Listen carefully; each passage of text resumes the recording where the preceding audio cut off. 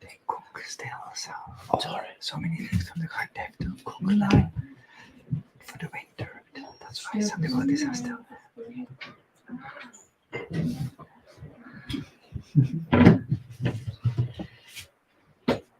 So, can we start? Yeah. You want? Should I start? You want to say some words, introduction?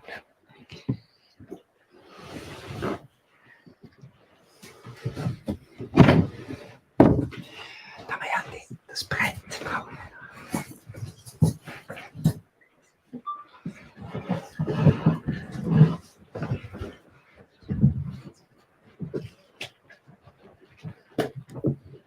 So Maharaj, some new devotees arrived. This is Rishi. Since the beginning, he's living also in the ashram here. Mm-hmm. Just a little 15 minutes further up. Welcome. Okay. Then we have Panchatattva. He's from Czech. He especially came from Czech. Jai. What is going on here? He's checking us, yeah. And this is Vanessa. She just Welcome, Vanessa. arrived also. And what is your name? Hannah. Hannah, exactly. Hannah, also from Czech. Okay, She welcome, just Hannah. arrived. And this is the father of Moses. Where? Yeah. Pleasure to meet you. Thanks for coming.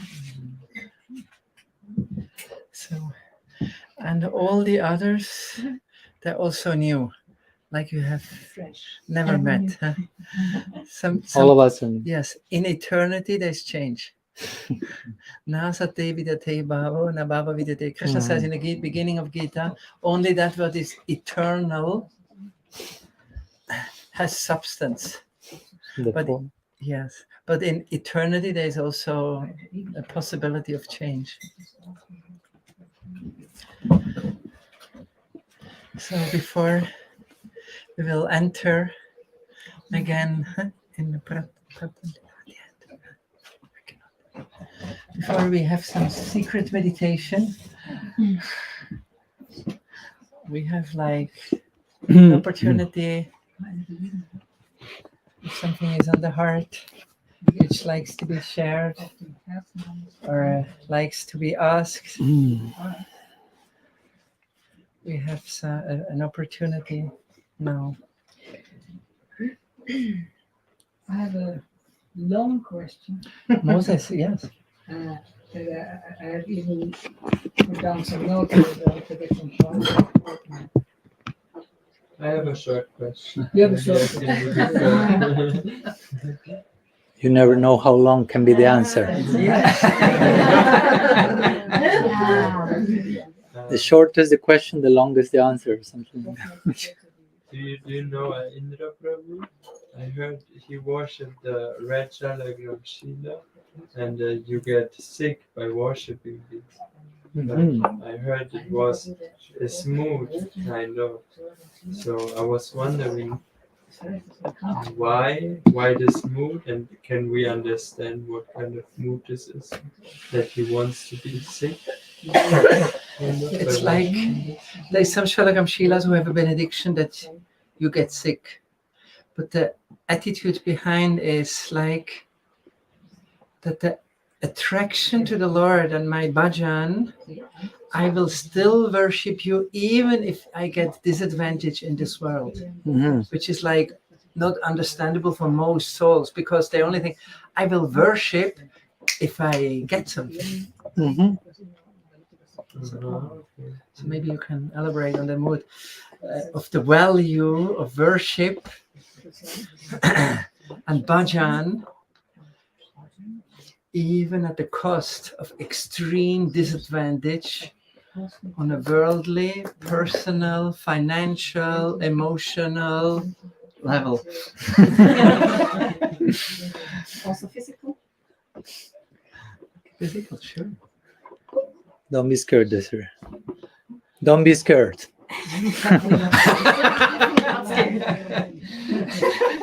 Not only you, anyone, please. We have. Yeah. Okay, so yes, I know Indra Prabhu. I mean, I've never met him personally, but I've known about his life, and I've known some devotees, close servants of him, who lived with him and did kirtan with him, and so on. Maybe a little louder. Yes, yes. So I mentioned that, yes, I know Indra Prabhu. I had not personally, but about his life, and about I've known some of his close servants and associates. I didn't know the details that you are asking about, so interesting to know. And thank you to Krishna Chandra Prabhu to further expand on the idea, which is an interesting one. Of course, it can be misunderstood, misapplied, abused, or one can be dysfunctional in the name of. So transcendence. Yeah. So the other day we spoke of some words about transcendence, being ideally not something negative oriented, not something about rejecting things or even asking negative things, but always concerned with the highest positive value. Paramartha, as we say. Now, in the context of that positive concern, there may be in some cases, some scenarios that will be more conducive for some devotees than for others. Also, this is an important point. It's not that every single devotee will conduct their worship or their bhajan in the same way, with the same mood. So there is place for variety. It's not just, okay, this is the only formula, and I don't know, if Indra Prabhu did like that, everyone should do like that, or something like that. Or beyond Indra Prabhu, anyone. One should be, one should put many things on the scale. Krishna in the Gita says, Yukta hara viharasya yukta chistasya karmasu yukta swapna vibodasya yogo bhavati dukkha. So for one to be able to destroy all afflictions through yoga, one should be balanced in everything one is doing, in his habits of sleeping, eating, even recreation. Interesting. Krishna is speaking about the yogis in that chapter. So yogis at those times are living in one cave over there, another cave over there. So there's place for recreation even in the life of such yogis. Of course, Vishwanath Chakravarti Thakur will comment and say, recreation for the yogis is to have a walk. Because they will be sitting maybe for 10 hours in a cave. So recreation is I'll walk for 20 minutes and return to the cave. So that we may need a little bit more of recreation apart from that. So every person, again, has to, not all sizes fit the same. Not shoes fit the same size, if you will. We spoke these days about not imitating. Because we can imitate the great example of some personality, but without having the same inner inspiration, vision, motivation that person. So what's healthy for someone is dysfunctional for others. That can happen, especially in the name of transcendence, when we have these superhero-like examples that sometimes are like too much. So we can inspire. Now I don't know. You study the life of, as we were saying today, Haridas Thakur, Raghunath Das Goswami, anyone for that matter of our great acharyas, and you feel inspired. But if you try to reproduce that in your own life story, you may realize, hopefully after a few minutes, that it's not for you yet. But still, you should be inspired by that. Still, you shouldn't go to the extreme of, oh, that's not for me, that's too high, so relax. No, relax, but no the other extreme either. No, I like to say there are two extremes. You have the extreme of neurosis and complacency. No? Something like that. No? So complacency, you follow the idea, complacency? To be complacent, to be... Or sure you have a very specific German word for that, more than in English. And the other extreme is neurosis. No? Or you just going crazy trying to do everything perfectly and following what someone else is doing, but it's way beyond your reach. So those are the two extremes, neurosis and complacency. So we'll have to find a middle point to make our practice sustainable. Because again, we want to practice bhakti not for today, not for the next week, not as a hobby for a few years. But as we saw it these days, bhakti is both sadhana and sadhya. So what we are doing now, we want to do it in eternity. So how can I do something for eternity? It has to be sustainable. If it's not sustainable for me in this life, in a few years, how will it be sustainable forever in eternity? So that's an art. That's an art. Some days we will have to know when to push forward. Some days we have to know when to push back and wait for a minute and then continue progressing. It's like a journey, It's like a journey. When we come here, we came here some days ago to Ananda Dham.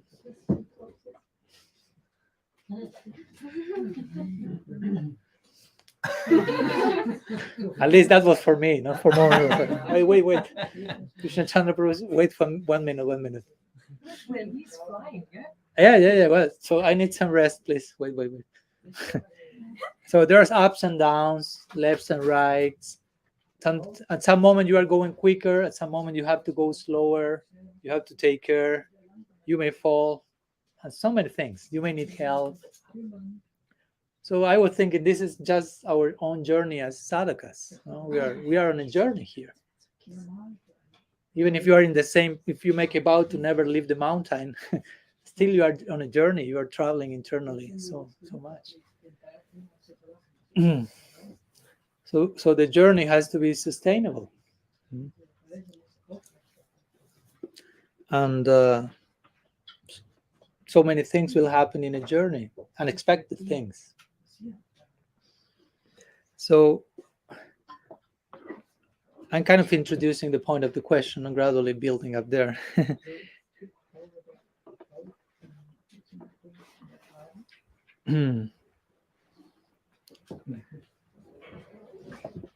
I remember once someone told my Guru Maharaj, because as I told you the other day, my Guru Maharaj was originally a member of the International Society for Krishna Consciousness, founded by Srila Prabhupada.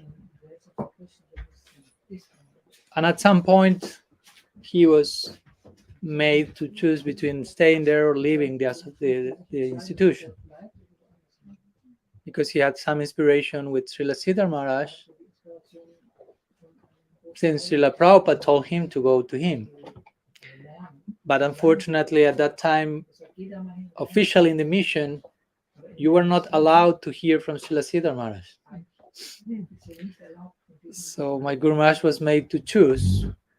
You can stay here and stop listening to Srila Siddhar Maharaj, or you can continue to listen to him, but you have to leave the mission. So for my Guru Maharaj, there was not too much to think about. Tell me when I have to sign or to resign. He went at the feet of Srila Siddhar Maharaj.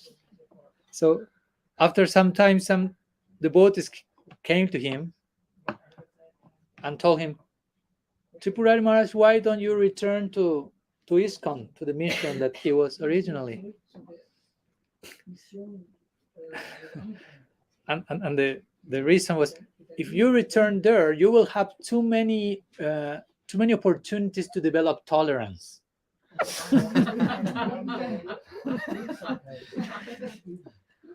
Interesting proposal.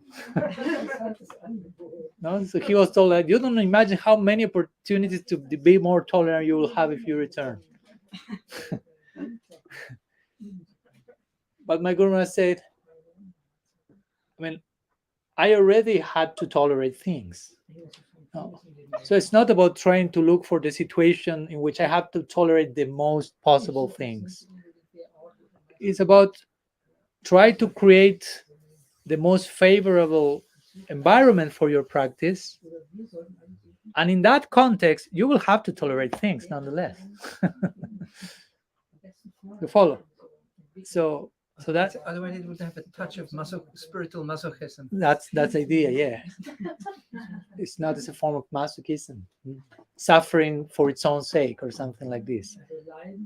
Huh? Oh, my Guru Maharaj always likes to mention this Radha Madan Mohan temple in Vrindavan that Srila Sanatana Goswami Prabhu established.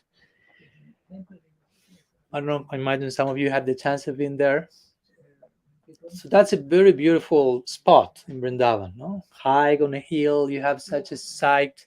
You can imagine what was Vrindavan 500 years ago, and how he could be in such a beautiful spot and contemplate Jamuna and all the different places. So the point of my Guru Maharaj is Sanatana Goswami picked a nice spot for his bhajan. He didn't think, let me find the ugliest place in Vrindavan, so I have to tolerate a lot of this. No. He said, I will look a very nice place, peaceful, beautiful. And in that context, I will have to tolerate for sure many things. And he had.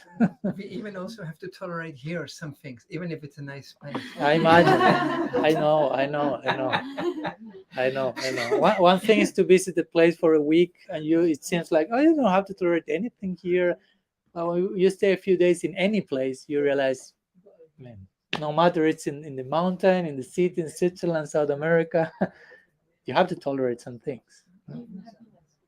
Even happiness. Krishna says in the Gita, Matra sparsas tu kaunteya sitosna sukha dukkha daha agama panyo nityastam stitiksha sabharata.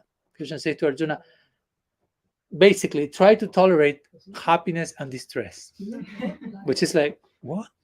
I thought I had to tolerate only distress and just run after happiness. Of course, he's speaking about material happiness, which is the counterpart of material distress. And one will turn into the other quickly, and vice versa. So he's saying, when you are too happy materially, do not become too happy. Tolerate.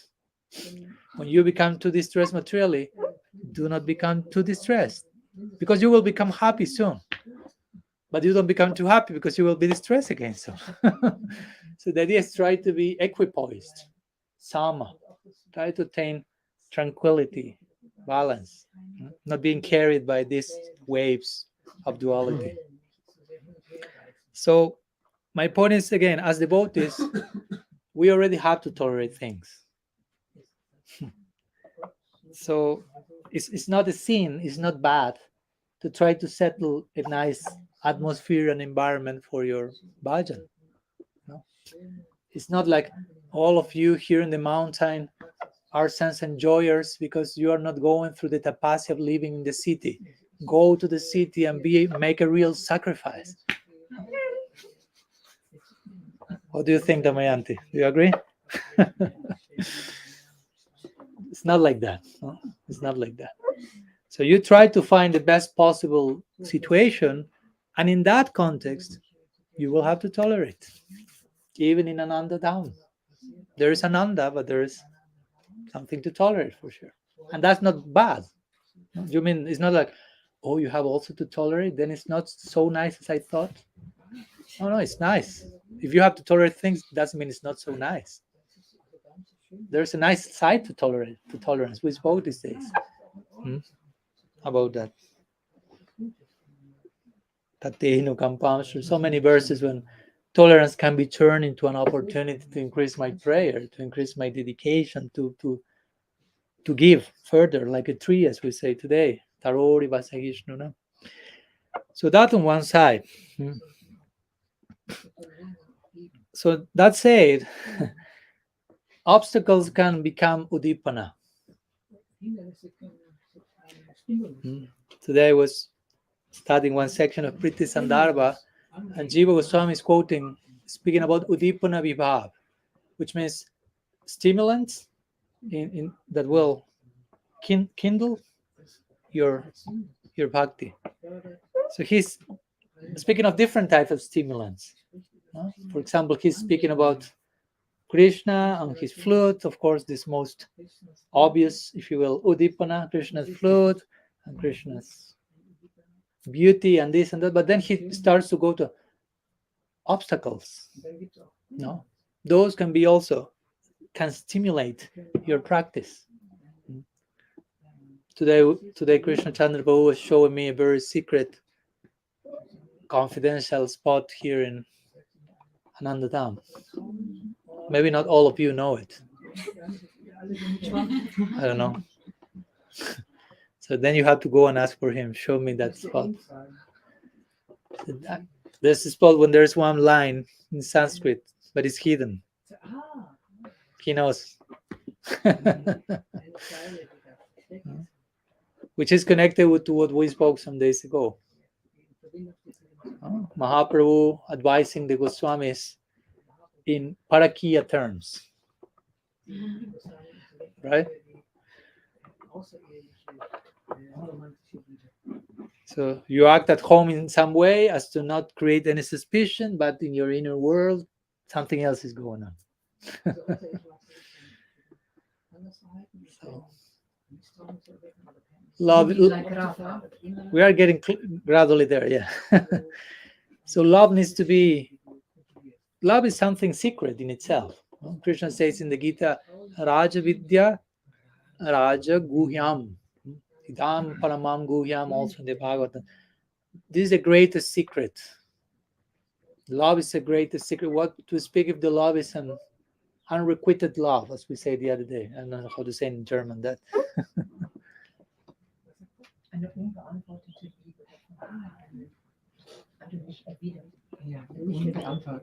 Yeah, paramour love.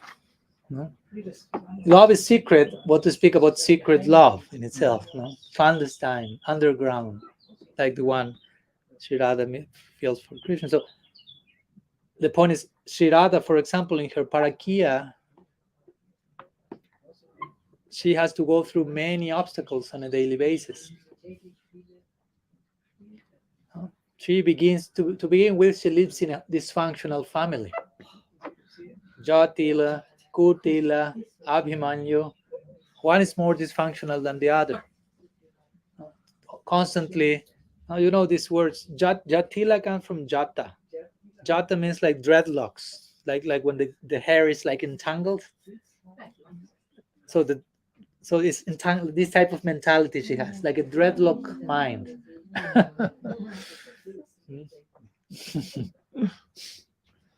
Yeah. And Kutila means crooked. Ahiri Bhagati Premna Swabhava Kutila Bhave. Crooked. So that speaks of the mind of Kutila and Jatila. Their names speak for themselves, basically.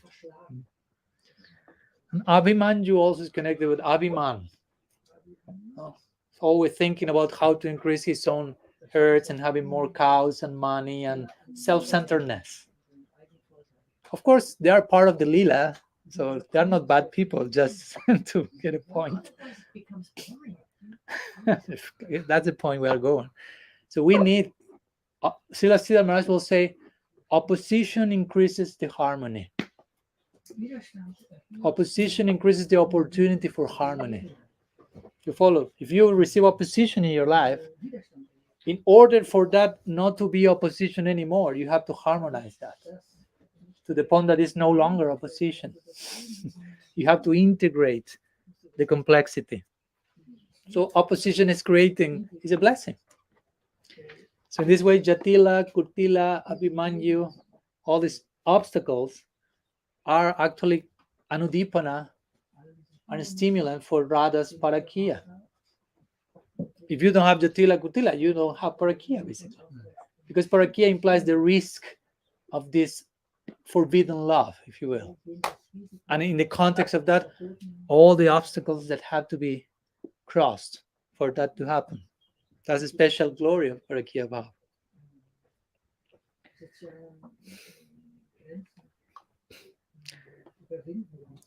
So it's not that Radha is praying for obstacles in this case, but she's not rejecting them, basically. She's taking full advantage of them, nourishing her own affinity, attraction, love, making obstacles to increase their love. Now, you have so many stories of that of our acharyas, of our own Goswamis. No? For example, Sanatan Goswami was dying to join Mahaprabhu. He really, he had Laulyam to join Mahaprabhu, to live with him. What happened? He was put in jail. Try to imagine. You want to just run after Mahaprabhu and you're put in jail. Raghunath Das Goswami wanted so badly to join Mahaprabhu, he was kept in the shackles of home, of his household life, that he wanted to transcend. He was not attached to it. He was taken. He escaped home, he was brought back. He escaped home, he was brought back, over and over again.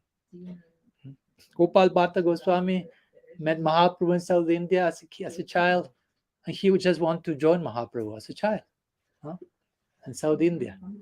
And Mahaprabhu himself told him, no, not now.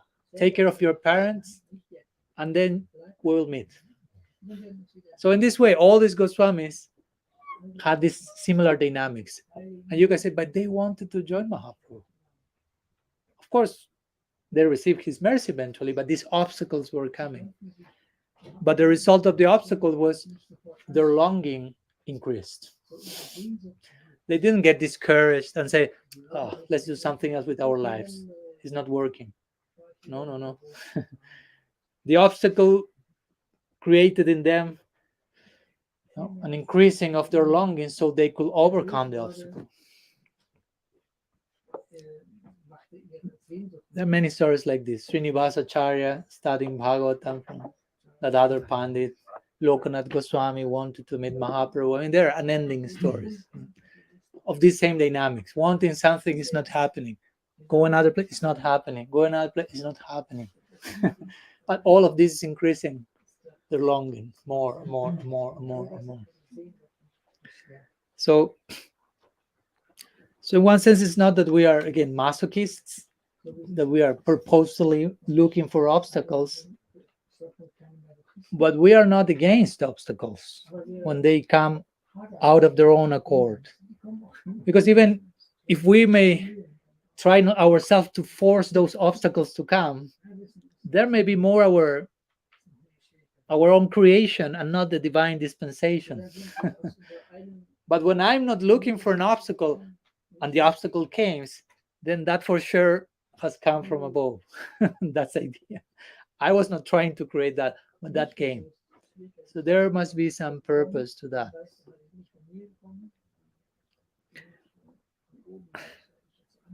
So that's another way of approaching that. But also when Moses was making the question, and Krishna Chandra Prabhu was clarifying also, another verse came to my mind from Kunti Devi. Today we share one in the morning. And there's another one, maybe even more famous. Yes. Vipadasantata Saswat Tatra Jagat Guru. How is it in Thailand? Bhavatu Darshan Apunar Bhava Darshanam. Yeah. Yes. So that's an interesting prayer by Kunti. She's basically asking Krishna, I mean, and to fully appreciate the meaning of this verse, you have to know Kunti Devi's life story.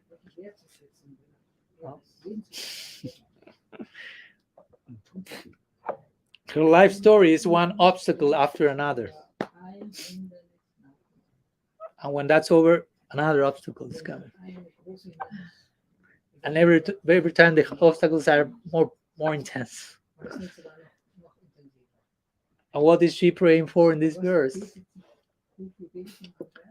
Krishna, please send me obstacles. Send me more problems. So is she a masochist? No. She's saying the more obstacles you send me, the more I'm having your darshan. No? Every time there has been problems in my life, I've taken shelter in you, and you have shown yourself.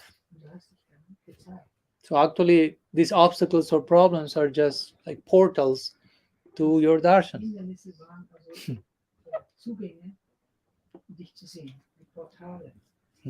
So in this way, she was praying with that type of insight, vision.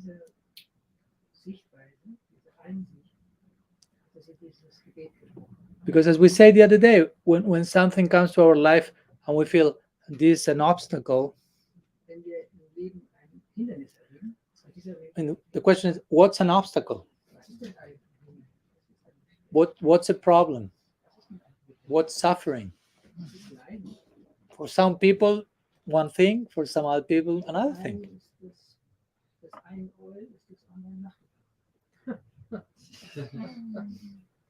So the point is, if something makes us feel suffering or this is an obstacle,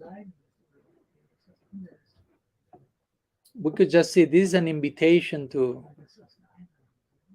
transcend my own perception of what I think is an obstacle. Why do I feel something is an obstacle?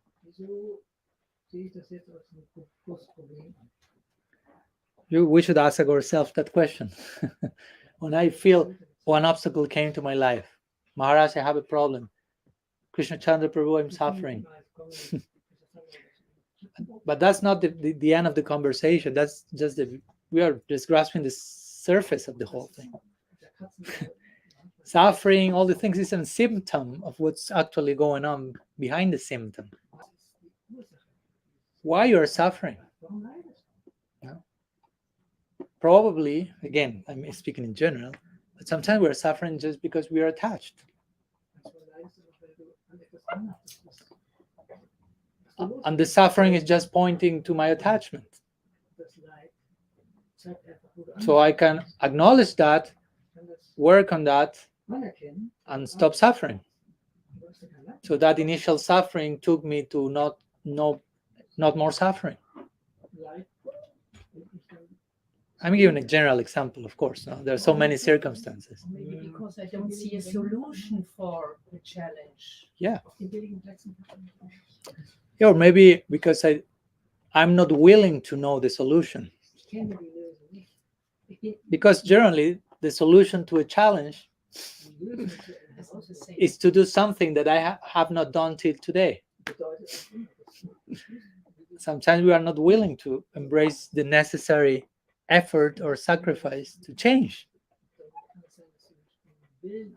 So we prefer not to know what's actually going on, what's actually taking place. And many times we just play the victim.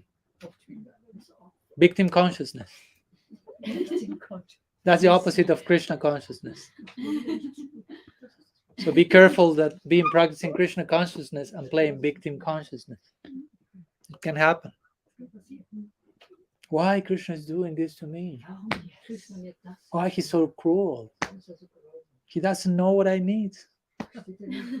He doesn't hear my prayers. He's not replying for what I asked him, and all these type of things.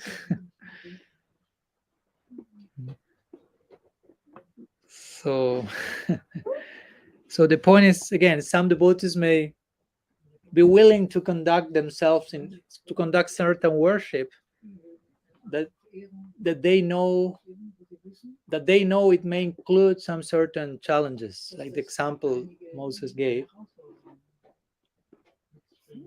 And again, that should be done in a sustainable way.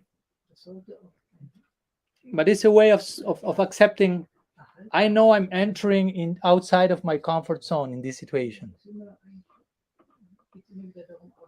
and I'm willingly choosing to do so. Mm. I'm taking responsibility for my choice. I know that by doing this, I will be challenged.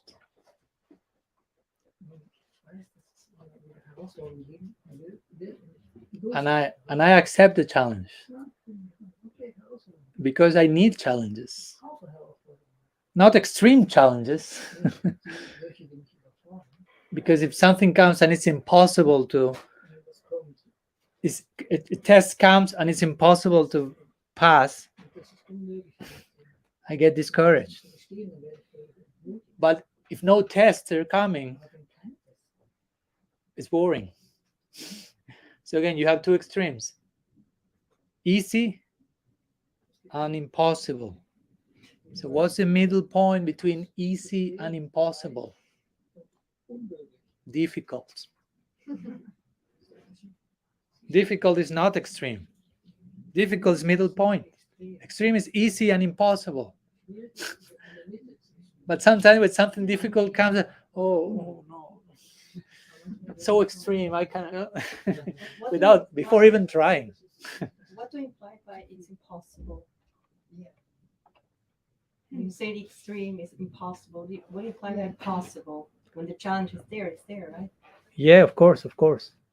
But my point is, of course, whatever comes to our life, if it's coming, it's because it's possible to pass the test.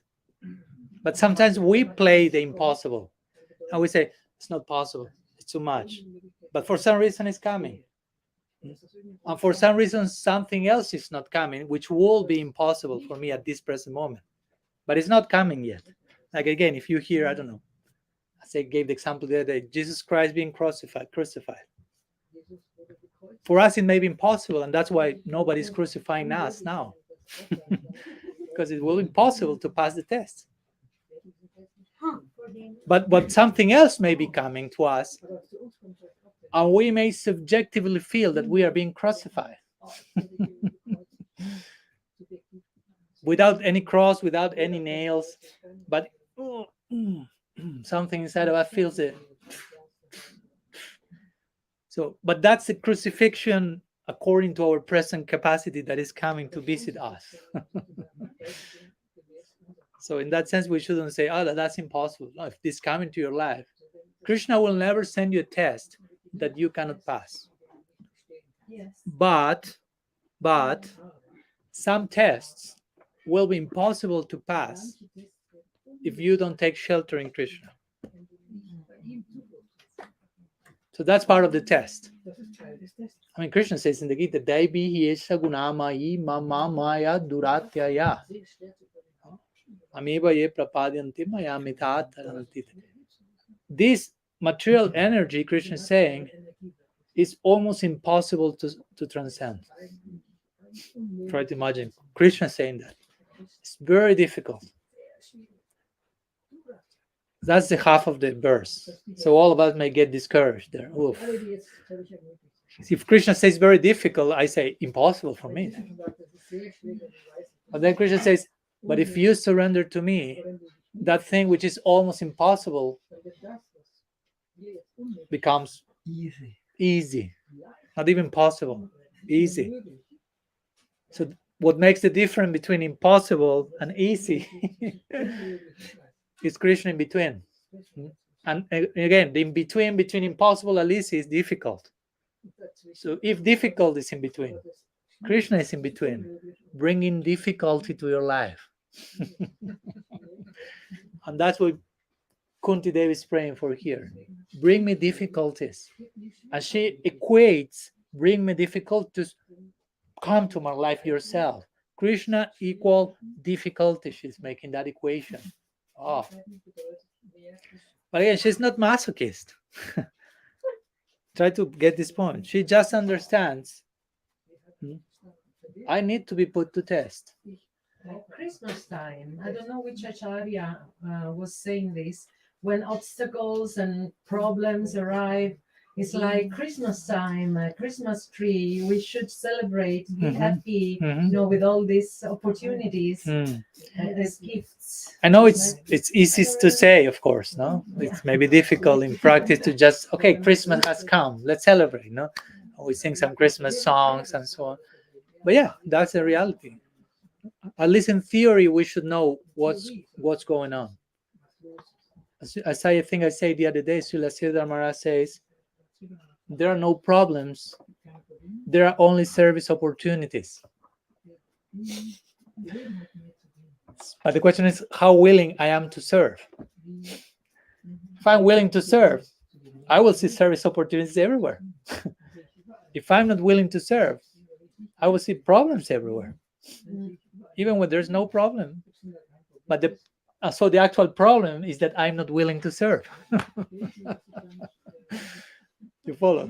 There are no problems outside. The only problem is I'm not willing to serve. The more I'm willing to serve, the less problems I perceive, because that's the only problem.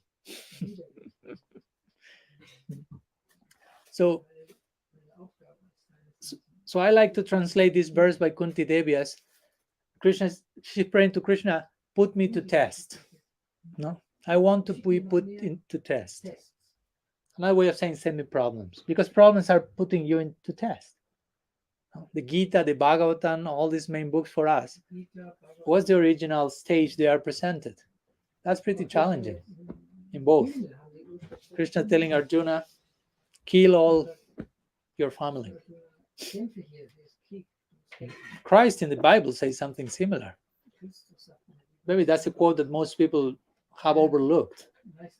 He says something like, if you want to follow me, he says, you have not only to abandon, but he said you have to hate your family. Of course, you have to understand the idea, no? You have to understand the idea.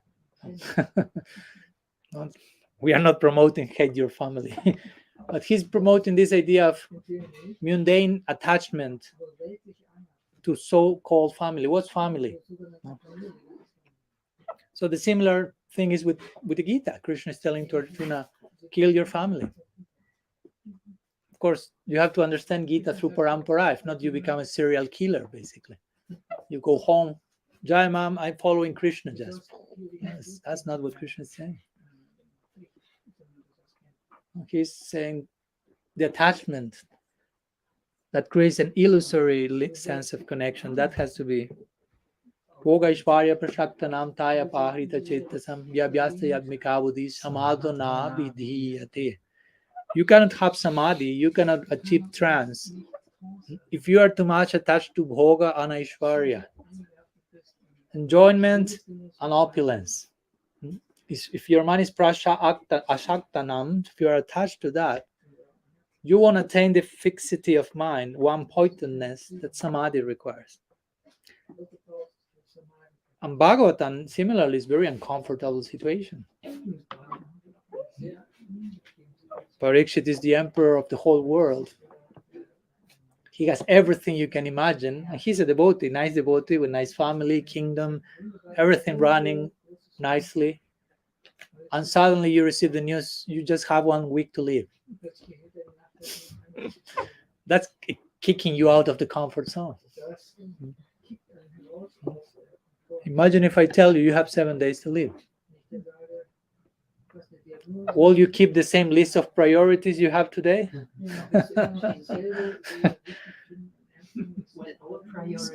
So why don't you change the list now? Probably you have 7 days to live.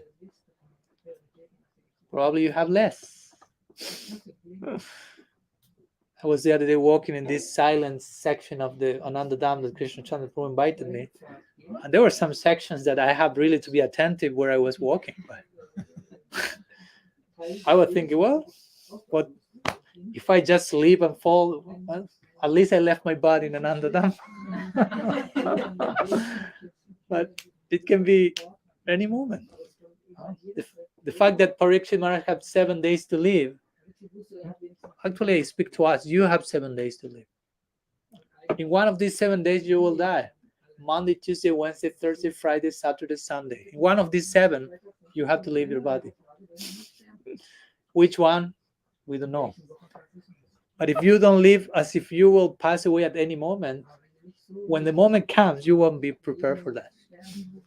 That's the thing that Yudhishthira Maharaj says in the Mahabharata. That's the most astonishing thing in the whole universe. You may know the story. Today we are more in the Mahabharata side. No? All his other brothers, the other 4 Pandavas, they drank some poison water and they died, quote unquote. So in order for them to be revived, Yudhishthira Maharaj had to reply to a series of questions that were presented to him by one voice from the lake, which was Yamaraj. And many questions were presented. He had to be accurate in every question. If he failed one, his brothers will die. So then came most important question. So the boys asked him, what's the most surprising, astonishing thing you find in this world? So try to imagine. You have to just say one thing, one correct thing. You cannot say many things. You have to just be totally accurate. And there are many astonishing things in this world. So where to begin? But Yudhishthira Maharaj, of course, he was a Raja Rishi. He was a sage and a king. So he was accurate. So he said the most astonishing thing that you can find ever in this world is that people is in this world, and around oneself, everyone is dying. Being born, dying every single day. You don't have an idea how many jivas left their body in this area of Anandanam every second. We sometimes don't think about those things. So he will say, a person is in this world and that's happening all around all the time. But the person will think, that won't happen to me. Or he may say, yeah, that will happen, but not yet. So he continues living as if it will never happen. So that's the most astonishing thing I can say. And he passed the test. That was the correct answer. So my point is, Parikshit Maharaj was blessed in one sense. He had the news, 7 days. So he prepared. For us, it may come at any moment. So these are uncomfortable situations. At least if you are not prepared. If you are prepared, it's not uncomfortable. No? Parikshit Maharaj was prepared. So when the moment came, he didn't even realize that he left his body. Basically, he was in another place altogether. That's what Krishna says in the 8th chapter of the Gita, when he describes how different people prepare to leave their bodies.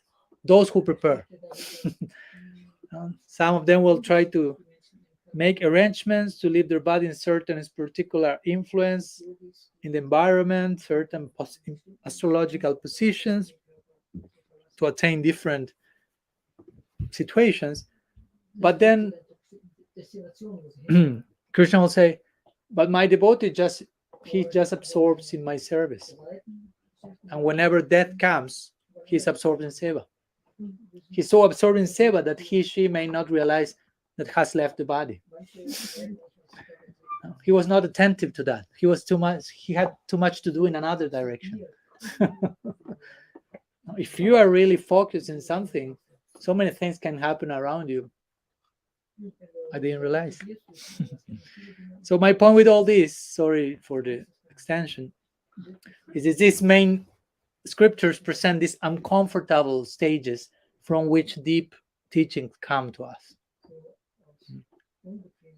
So similarly, Kunti Devi or some personalities will voluntarily choose to enter non-comfort zone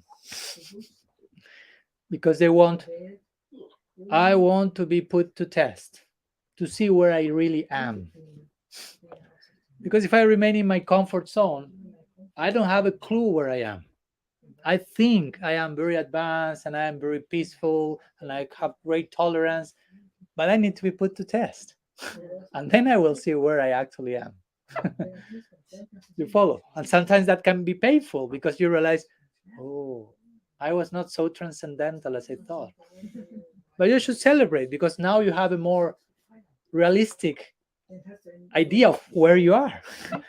So you can progress from there with more realism to your real goal. Because the process is not to cheat yourself thinking I'm in a position that I'm not. Even if you can convince everyone about that and yourself even, you still remain in wherever you are. So I will take this type of worship or conceptions in that particular way, not like voluntarily embracing challenge. And but on a level again that is sustainable and it's not extremely dysfunctional and you get like abandoning all your worship basically. That makes no sense basically. And that can happen. I've seen devotees sometimes like pushing too much, like I don't know, I will take sannyas and they don't have the nature to take sannyas, so that's not helping them, and they are forcing a situation that is unnatural for them.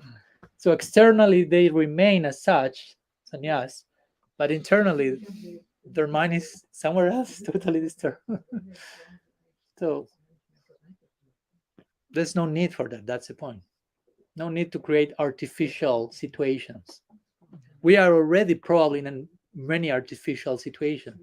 So let's try to naturalize our present situation. And naturalizing sometimes is acknowledging our crackings, sincerity, and so on. That's way more organic and sustainable, although it may be painful and uncomfortable in the beginning for the ego again. It should be a celebration for the soul, basically. Anuradha is raising her hand. Already understood your. She just has to leave. Leaving there, okay. But she left only. See you in a few days, hopefully. Prima. Ja, nee, ik ben ook. Ja. Ja, nee.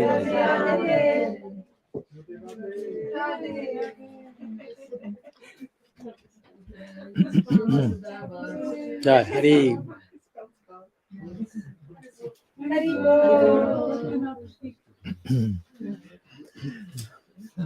Would you share with us how you personally put into practice the attitude towards the possibility of the death at any moment? Yes.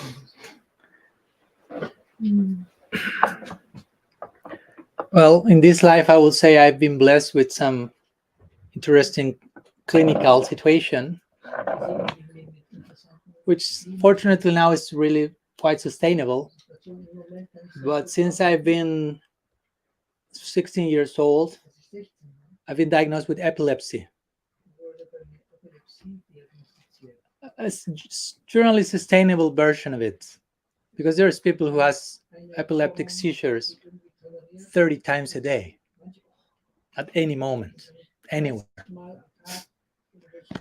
So in my case, maybe it was, I don't know, 3 or 4 times a year or something, and only when I'm sleeping, which somehow makes it more safe. But anyhow, it's what I needed to receive in my case, the dose I had to deal with. And in those moments, I mean, that's just what it came to my mind. I could say some other things. But in those moments, when you're about to have a convulsion, you say, seizure, you'll totally lose control of everything. All the body starts to collapse. You cannot control the functions. But you're conscious. Till one point. Yeah. At one point, you lose even that. So my point is, you realize how little you are in control. No matter how much I want to. So for me, this type of moments, which have happened, I don't know, multiplying maybe a few hundred times, they are like a trailer of the moment of leaving my body, I would say. Because all the functions start to collapse. I have no control, and the only thing that remains is that thing that is my topmost priority in life. That, of course, I'm trying to culture during the rest of the day, hopefully. So, and I'm not saying that's an easy situation. And it's not that necessarily in every one of those cases you are just absorbing the flute song of Krishna or anything like that. Let's be realistic. But that's a force pushing out of the comfort zone for you to realize how fragile you are, how vulnerable you are, how very easily, even by some health situation, you may be like distracted, and how much you need to take this more seriously. Again, not with neurosis, but trying to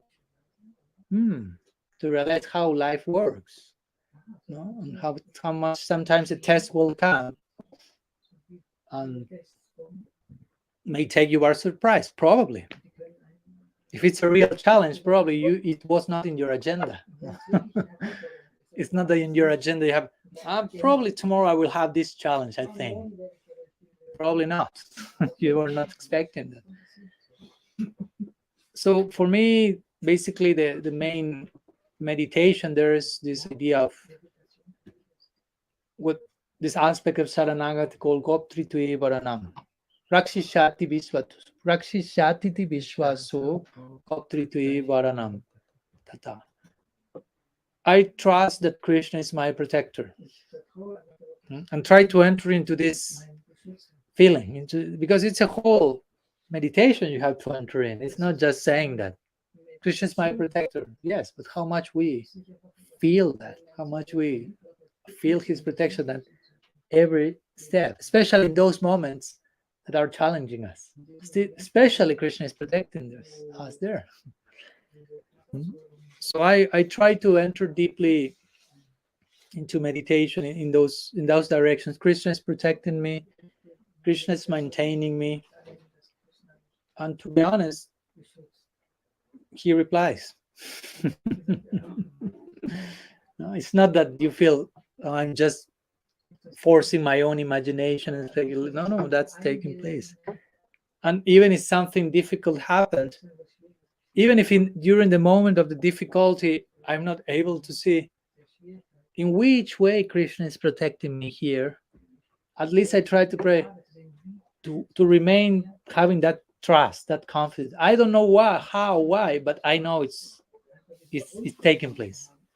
And after some time, the challenge has passed. You look back, and somehow he shows you this was the reason for the whole thing, and you're like, oh, yes, it makes perfect sense. And you start to think, how could I not see that before? Now it sounds so obvious, but in the moment we were just looking like this to reality, like looking on the keyhole, and like this open the door. But we want to see reality through a keyhole, and Krishna opens the door and wants to give the bigger picture. So it may take time to process the bigger picture. So with this, I'm not giving you some magical formula. You swallow this pill and immediately you transcend the fear of death or things like this. But it's important to prepare ourselves for that. To live our life in the context of death, if you will. Of course, death means, as we say, changing the cloth. There's no actual death, literally.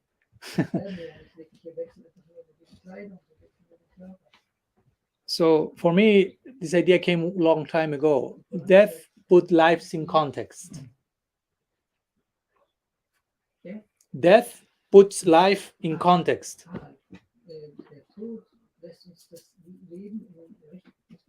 If you take death out of the equation, life becomes decontextualized and shallow. Exactly. I was recently reading one article at least some years ago was the article.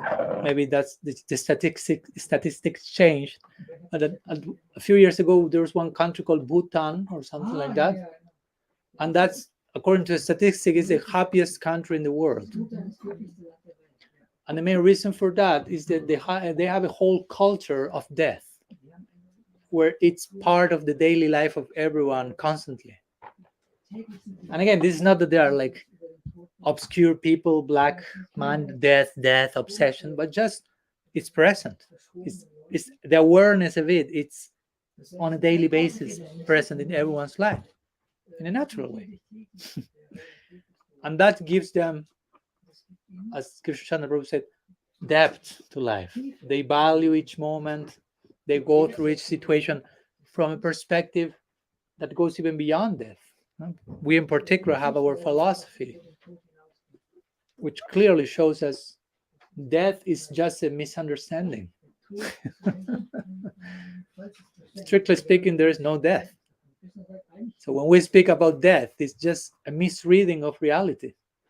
Nothing is dying. Even matter is not dying. It's just changing forms. Whatever exists will always exist. Whatever doesn't exist will never exist. That's our philosophy.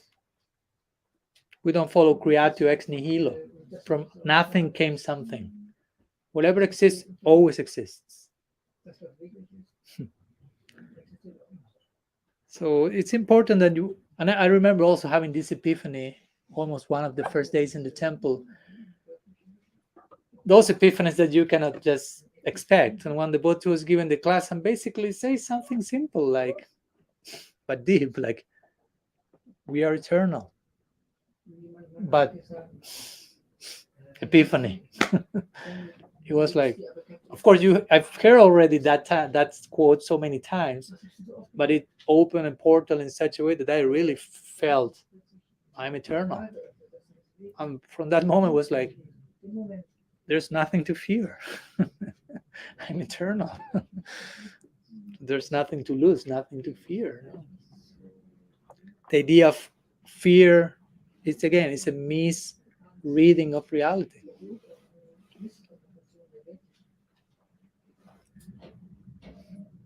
So, of course, again, you can only transcend the fear of death, if you acquire proper vision, proper realization. It's not just a few bunch of concepts. It may begin with some concepts, but those concepts should take you to practice. And through practice, you acquire realization.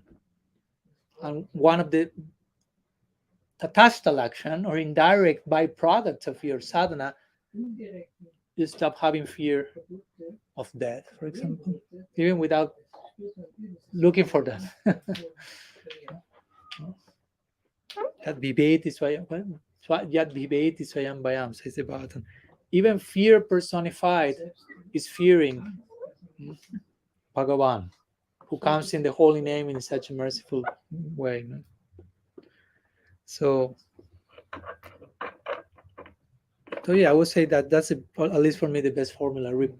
Counteract fear with the opposite of it, which is trust and confidence, faith. With proper faith, you will no longer remain in the land of doubt.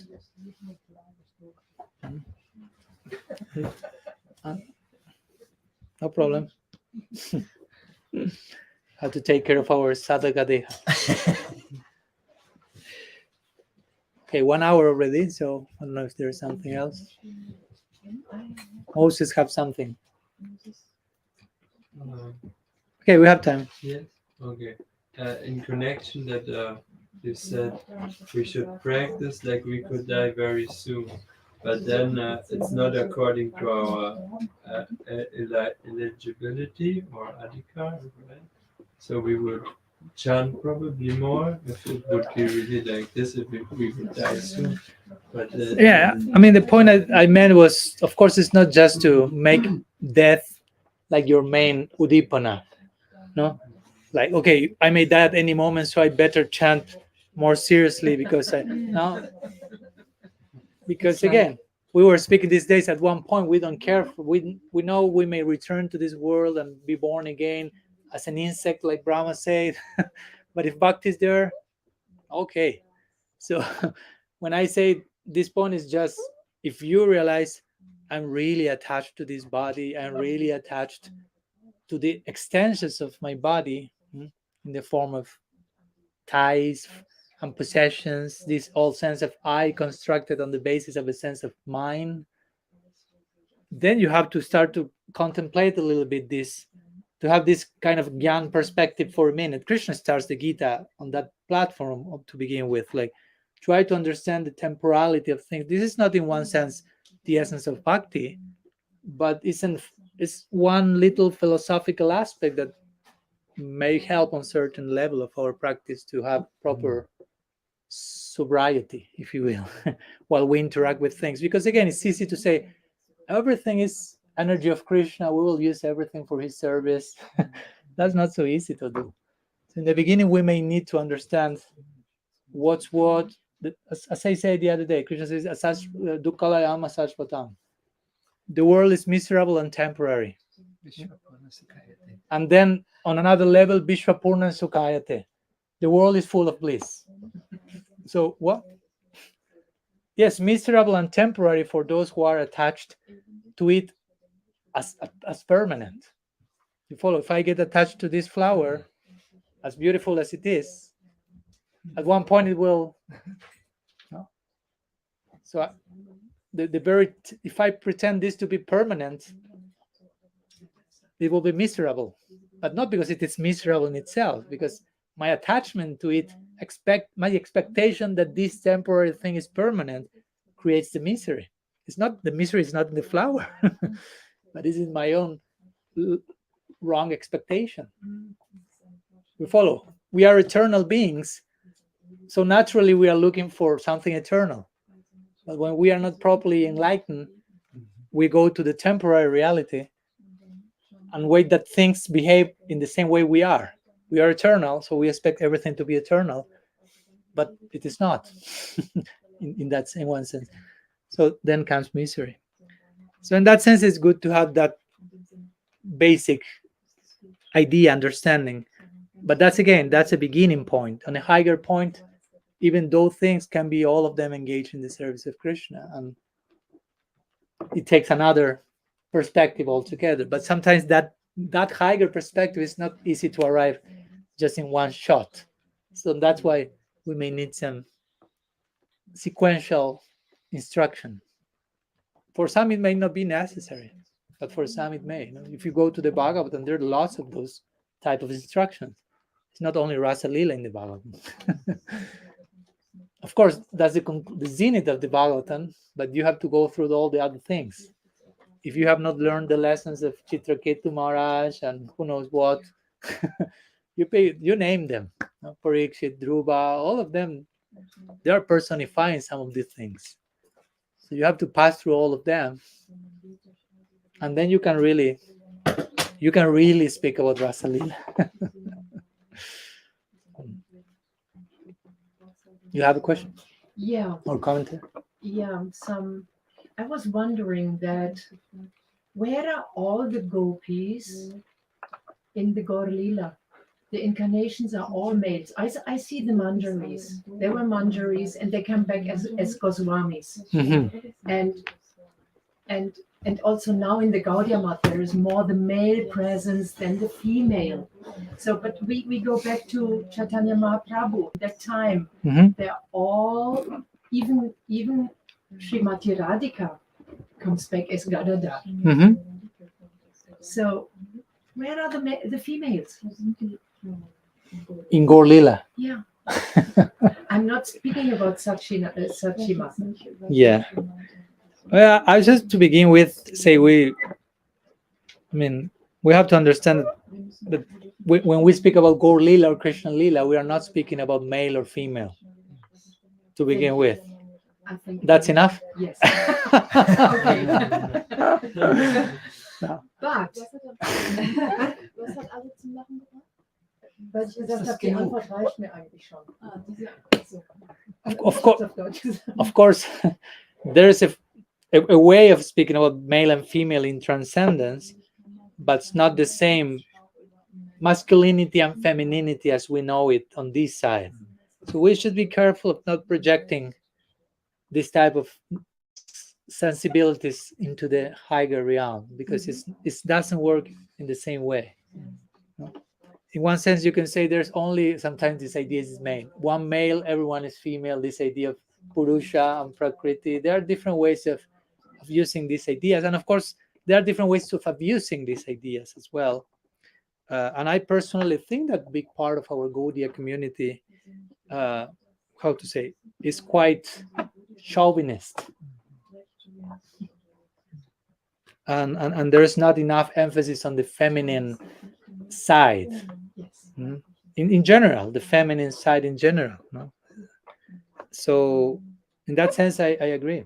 But my point is, if we go to Gaura-lila, all these males, if you will, there are not chauvinists. No, they have their female sensibilities in place, if you want to put it like that. They're properly, and they are taking a particular form according to the mood in which Bhagavan is in that particular lila. No, the point is, Gaura-lila is Krishna lila. In one sense, there's no difference between the two, because Gaur is Krishna. Gaur Krishna, we call him now. No? Black Sham Krishna, Sham Sundar became Gaur Sundar. Like I like to say, you have this quote in English, like something is the new black. Have you heard that quote? I don't know if you use it here. Okay, there's a way of saying something in English, that such and such thing, whatever it may be, is the new black. No, like something which is now in fashion, that people is using, that is the new black. So we will say golden is the new black now. Gaur is the new Sham, if you will. So it's the same person, Gaur Krishna. So in one sense, it's the same lila. Vrindavan, Navadvip, non-different between themselves. Gaura-lila, Krishna-lila are the same. There are some differences in terms of, how to say, the proportion of certain moods, how they express in one lila and in the other. My Guru Maharaj likes to make an interesting comparison. He say Gaura-lila and Krishna-lila are like a reversible jacket. You know what's a reversible jacket, no? Yeah. So on one side, the jacket is golden, and it has black sleeves, no? And on the other side is black with golden sleeves. So the proportion of the colors will vary in one side, but it's the same jacket, just from one side or from the other. So in Gaura-lila, you have Audarya and predominance, and Krishna-lila, Madhurya predominance, but it's the same lila. So my point is, but in Gaura-lila, Krishna is, it's another topic altogether. It's an interesting topic for sure. I'm writing a book about this. So I'm trying to check myself, because this may be the longest class ever. So in Gaura-lila, we have Krishna totally dedicated to a new experiment. Gaura-lila is like a big laboratory. In Krishna's entering with the very unique curiosity of, I want to taste Radha Bhav. I want to make my Braja Lila full and successful. Because in Vrindavan, Braja Lila, in the words of Krishna Das Kaviraj Goswami, Krishna feels, my Braja Lila was a failure. I wanted to try certain things, but I couldn't fully grasp all that I wanted to taste. And Krishna said, but I'm Rasaraj. I'm the king of taste. But I couldn't taste all that I wanted to taste in Braj. So for this, I need a whole set, another Leela. I need an extension of Vrindavan that may facilitate that experience. So it's the same Leela in one sense. It's the same Vrindavan, but adopting a particular form to facilitate Krishna's experience of tasting Radha Bhav. So everyone else in the Braj adapts to specific positions to facilitate that experience of Krishna tasting Radha Bhav. Radha included, as we know, as Galadhar Pandit. Which is a whole different topic, very deep, very esoteric to speak about Gaur Gadadhar. Let's see if that comes down these days. Very, very the topmost confidential tattva, I may dare to say. So my point is, Mahaprabhu is in a certain mood. Mahaprabhu is Krishna in the mood of a sadhaka wanting to taste Gopi Bhav. So he wants to be a Gopi, if you will. So everyone else will adjust and appear in a particular form and identity so he can become that. So basically, Manjaris like Rupa Goswami and some others, or even Radha as Gadadhar, all of them appear in the particular form they appear as sadhakas, closely assisting Mahaprabhu, who eventually, at least on earth, accepts sannyas. So as we know, sannyasi won't be like closely associated with ladies intimately. But Mahaprabhu's sannyas is also tied to his inner purpose of tasting Radha Bhav, not only to external purpose. So he has to have some close associates that will facilitate that. And as we know, Mahaprabhu on earth, he becomes successful in tasting Radha Bhav as a sannyasi in the Gambhira, where he no longer associates not with lady, but with anyone practically. He stops being a public person almost 100% in the Gambhira. That's where he fully tastes Radha Bhav. No? Krishnadas Kaviraj Goswami quotes, when he's quoting the Sikshastakam at the end of Chaitanya Charitamrita, he quotes the last verse of Sikshastakam. That's the last chapter of the Chaitanya Charitamrita. That's the end of the Chaitanya Charitamrita. The curtain is closing. And when he quotes the last verse, he said, this verse was spoken by Radha herself.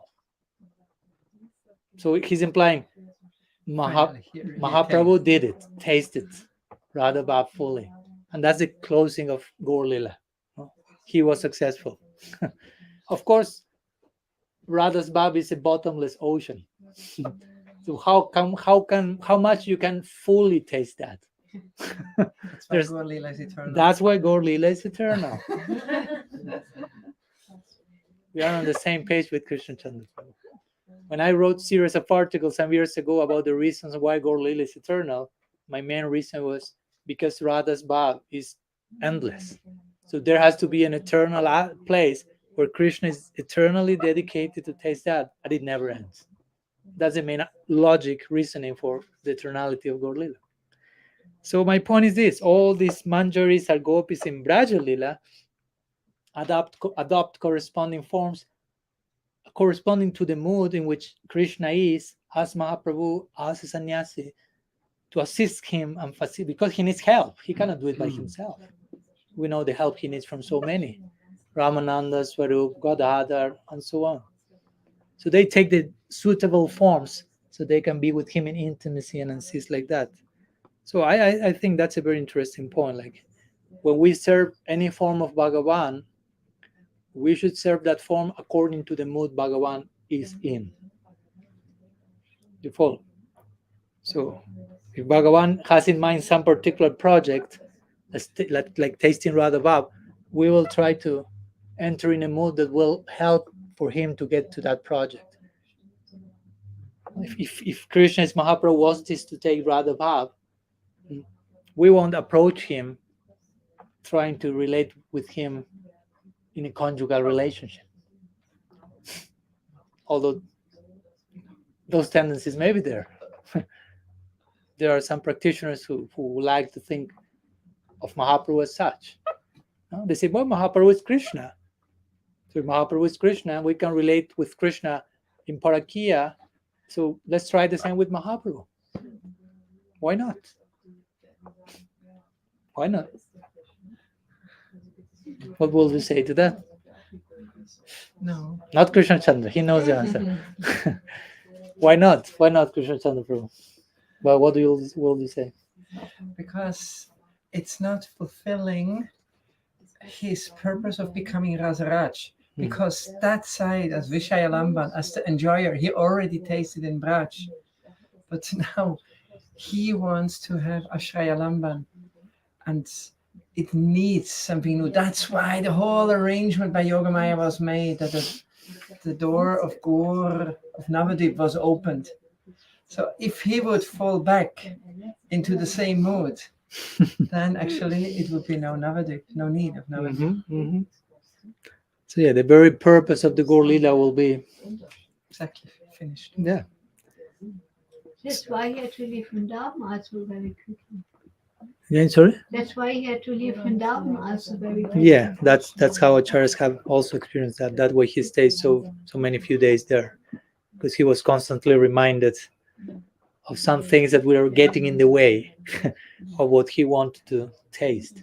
Interestingly.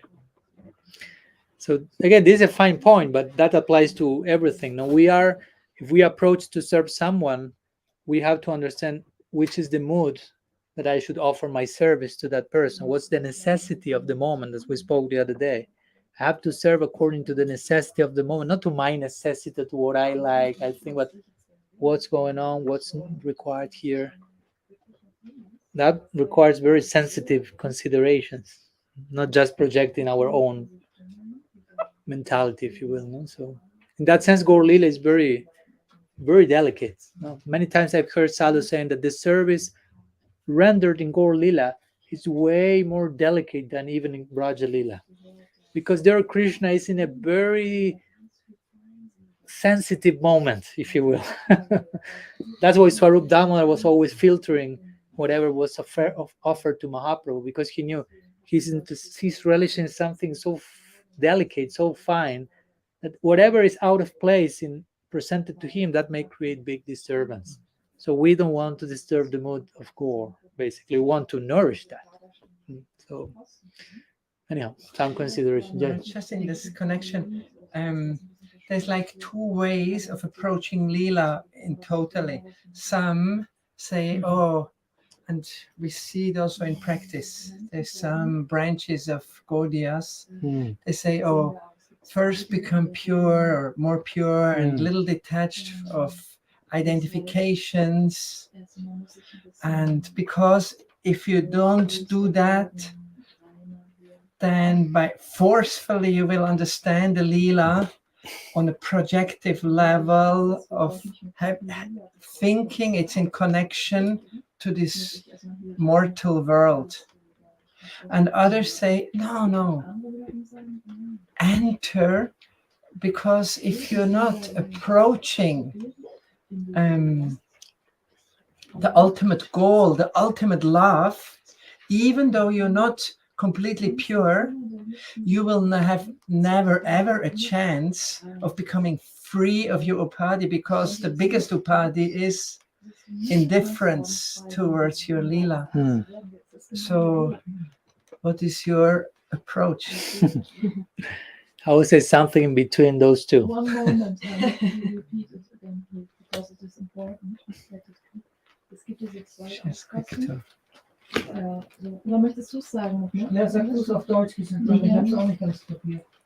Es gibt so zwei Arten, wie man Lila herangeht. Einige sagen, du sollst noch nicht sich mit dem Lila beschäftigen, weil wenn du nicht noch Identifikation hast mit der Welt, weil sonst bist du gezwungen, das, was du übers Lila von Bhagavan hörst, in Beziehung zu setzen zu deinen Hüllen, und dann denkst du, das hätte irgendetwas mit der vergänglichen Welt zu tun, und dann machst du praktisch das Schlimmste, was du machen kannst.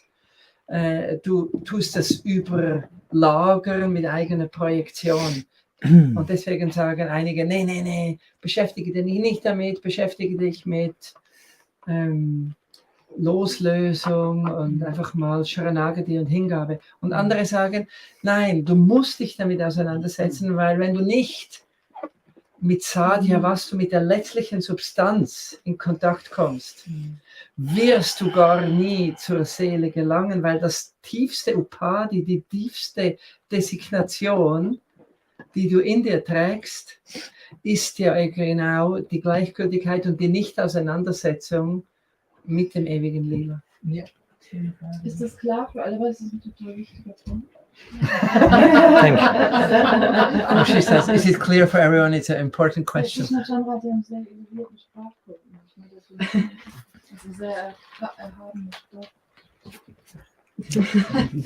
Das ist so wichtig für die Soll ich mal? Auf Deutsch. Das versteht man entweder jetzt oder ja, das Vorwissen, was man dafür braucht, wenn man das jetzt nicht versteht, das kannst du nicht mal in 10 Stunden auflösen. Aber lass sie doch noch mal kurz die Es geht Frage. doch nur darum, also dass es zwei Ansätze gibt, wenn es um spirituelle Praxis geht. Manchmal denkt man, oh, diese ganzen Lilas, krass, was wir hier hören, ne? All So, these Lilas diese that we transzendentale Welt. About the transcendental world. Ja, also No, bitte, Anuradha, ich übersetze ihn auch gerade, das ist gut. Ja, Wenn wir schon das erklären Das wollen, war dass schön. Leute das ja, aber verstehen dann hast du mich unterbrochen und hast dann gar nicht gehört, was ich zur Erklärung gesagt habe. Ne? Okay. Also alles, was ich hier über die transzendentale Welt Everything that I höre, hear about the transcendental world,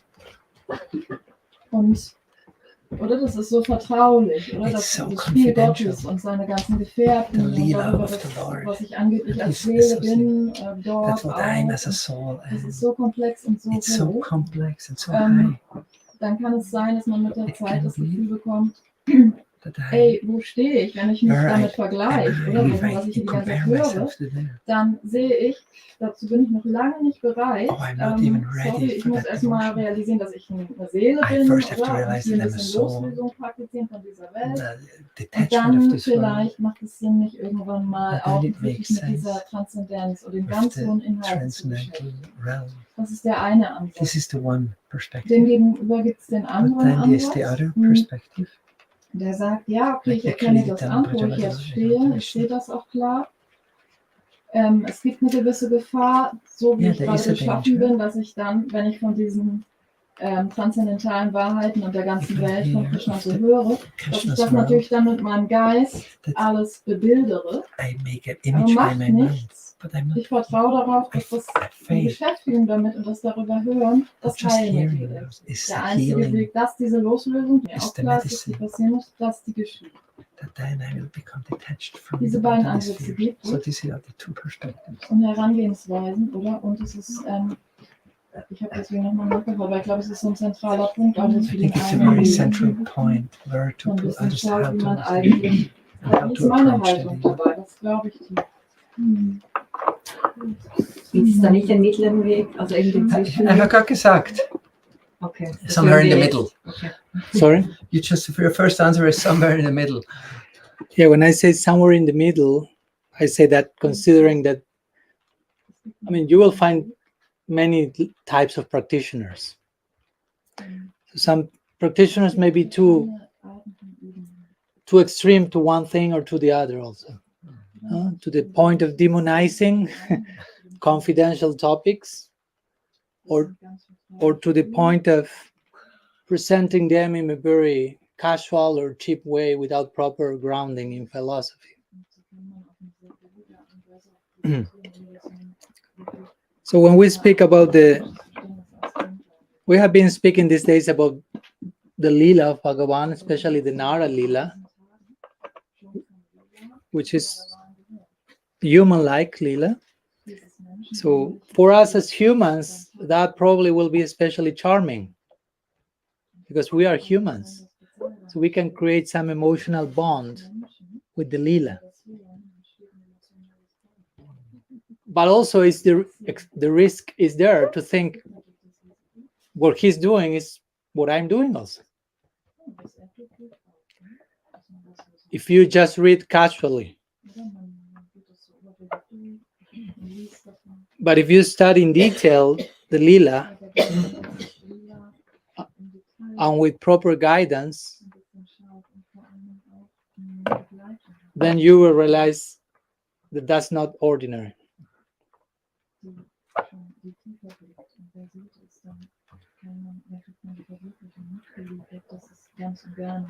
And that's why this emphasis has been over and over again established in our tradition. You have to hear the things from the lips of someone who has proper understanding of the Lila.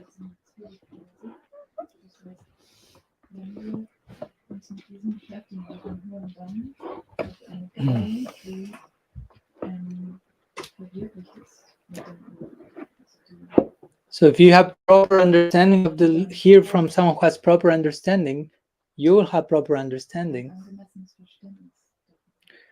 and you will be charmed, but not confused. Wenn das so ist, ist nicht so relevant. Dann wird man gezaubert, wird man nicht verrückt. And part of that understanding will be also to understand where is the lila and where I am also. Ein Teil. Es wird auch sein, wo ist dieses Lila, wo ist Transzendenz und wo bin ich? So you don't imitate or think I'm there or I'm almost there in 2 minutes. Probably we need to work on some other things. But we will be working on those things with the idea of entering that lila in mind.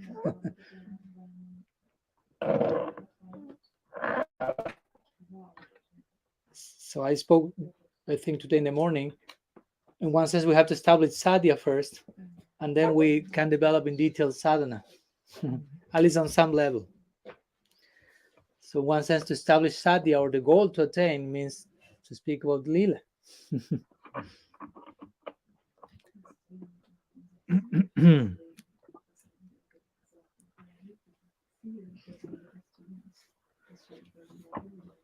Yeah, we were thinking about this famous verse at Falashruti of the Rasa Panchadhyaya.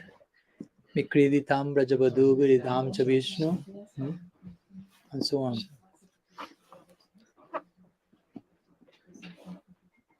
And of course, there's the word dhira in that verse, no? Dhira. Bhaktim param bhagavati pratilabhyakam krit rogam asva pahinotya chirena dhira. That's the last word of the whole Rasa Panchadhyaya, dhira. That's interesting.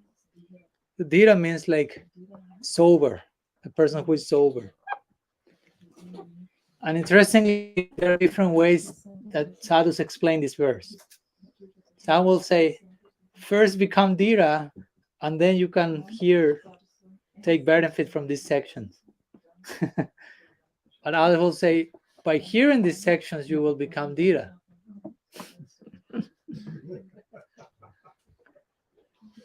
And of course, our path of bhakti is not about gyan or vairagya, but it's about bhakti. Bhakti is mostly characterized by Shravan, Kirtan, Smaran. And by doing that will come the proper knowledge and detachment. Vasudevi para Bhagavati Bhakti Yoga Prayojita Janayatya Subvairagyam Janam Chayata Haitukam. So by engaging in bhakti, the byproduct of that will be proper knowledge, proper detachment of unnecessary things, and so on. Of course, this doesn't mean that if you are coming to the temple for the first day, I will give you the Gita Govinda or something like this. It may be too much. But it doesn't mean that we will completely hide every single aspect of the Leela of Krishna. Because there are levels of that. When we say the Leela of Krishna, there are different levels in which you can speak about that also. It's not that, I don't know. You can speak about Rasa Lila in an introductory level, no? A level, B level, C level, D level, E level, and there's no limit to that. And a speaker should be attentive to the adhikar of the audience. That's also a fact.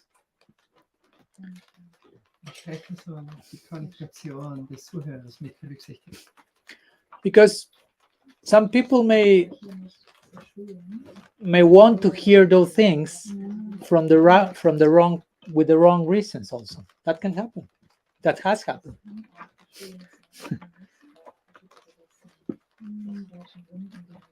So in that case, many of our acharyas have closed their mouths because they felt we are not open to hear about this with the right commitment. You just want to be entertained. And Lila is not to entertain us. Lila is to commit us. To create commitment in us. It's not just like let's have some fun and hear some stories or something like this. Something It's that very deep what you say. Actually. That's why I you stop translating. hesitated. Okay. Yes. You said lila is to create commitment. Yeah. right? Of course. Not entertainment. We are not here to.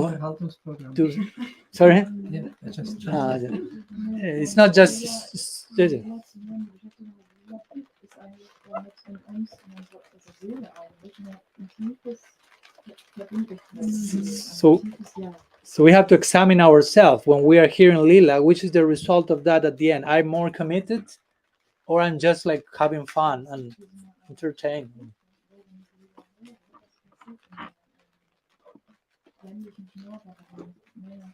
I mean, you go to India and there's people who love to hear Krishna Lila, and there's all these Bhagavad Saptahas made everywhere.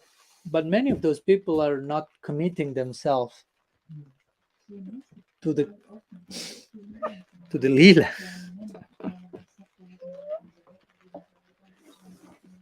It's just like a form of entertainment. After the session is over, they continue their lives normally.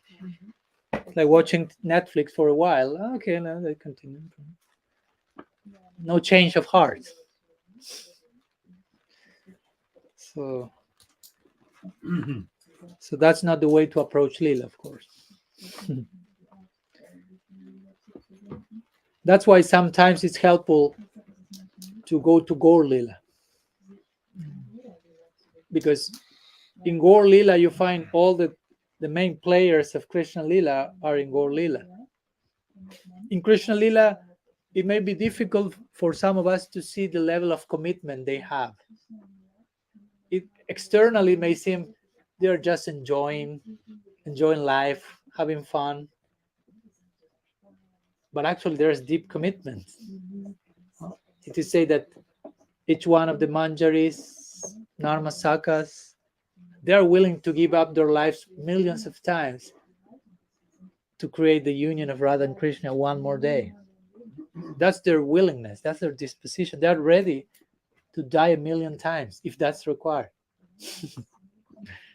So there's deep commitment. There's deep identification with the necessity of the moment. But for some of us, it may seem that they're just playing, having fun. But you go to Gaura-lila and you see how they behave as sadhakas. You want to study the life of Raghunath Das Goswami. That means to be a manjari. How seriously he's conducting, how deep he is in his prayers, in his longing, in his bratas, in his commitments. And that's showing all that what you can see more easily in Gaura-lila, all that is present in Braja-lila, although you may not be seeing them. So again, there's nothing against hearing the lila, but there is a way to approach that in a way that is creating the desired result. It's not hearing just casually. It's not hearing just from any source, but the source has to be walking the talk, and the audience have to be committed to the discourse. It's not just I will just put in YouTube and see who is speaking lila. No, let's see. But ideally, you hear from someone that you are committing to. There's a commitment with the person you are hearing from. There's a relationship of service. It's not just I sit, oh, nice harikata, okay, goodbye, and you know. Ideally, there has to be some heart-to-heart connection. So, again, if that's there is no harm in hearing lila, because you will draw so much benefit from that. You will appreciate so much depth, so much commitment, so much love, so much surrender, so much charming ideals that will totally capture your heart forever. That's the idea. That's the uniqueness of lila, especially Krishna lila, Braja lila, Gaura-lila, for that matter. But again, you can go to those same lilas and conclude, as some people has concluded, for example, some British when they were in India, you are worshipping a playboy god, a womanizer. They went to study the lila, from a scholarly perspective. They took Bhagavatam And I thought, these people are totally degraded. They compare with the Christian sense of purity, and for them this Krishna is, unlimited young girls who are married with someone else and meeting with one single guy during the night. This is almost pornographic. And many people took devotees to the court even. There's one famous case, I think it was in Eastern Europe, maybe Poland or Bulgaria, somewhere, which a nun knew about the Bhagavatam, and she thought, this is totally this is hellish. Many of the British, when they went to India, they heard about Bhakti, Vaishnavism in general, said, oh, it's nice. It seems like Christianity. It's monotheistic, it's devotional. But when they get to the Bhagavatam, they feel, oh, the whole thing went to hell here. Bhaktivinoda Thakur said that himself. In his story, you study Swalikita Jivan, he will say, I was raised as a European, basically, with British education in India, and I had a special distaste for one book, he said, the Bhagavatam. Yeah, because that was the impressions he received from the British. This is the Antichrist personified or something like that. So again, it can be, if you take it literally, it can be misread in many sections. So this nun took the devotees to the court. Try to imagine. And the nun was quoting so many passages in front of the judge. Look at this Krishna marrying all these queens and all these ladies who are single, and these have husbands. It gets worse and worse. For hours, providing evidence, quote unquote. And then the devotee has to present his case. Maybe you heard this famous story. And the devotee says, I only have one question to make to the nun. That's the only thing I will say. After the nun spoke for hours and hours and hours. So what's your question? What's the question? So the devotee asked the nun, you have one ring, right? The nun said, yes. What's the meaning of the ring? And she said, and she was not answering. She wasn't answering. So the judge tell, you have to answer the question. So she replied, he put her head down and say, this means that I'm married with Jesus Christ. So about to say, I don't have anything else to ask. Because the point, if all the nuns in the world are married with Christ, Christ is much more of a womanizer than Krishna.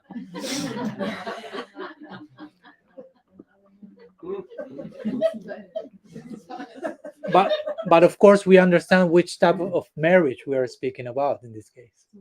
We understand, but she didn't. That's the point. We understand, hopefully.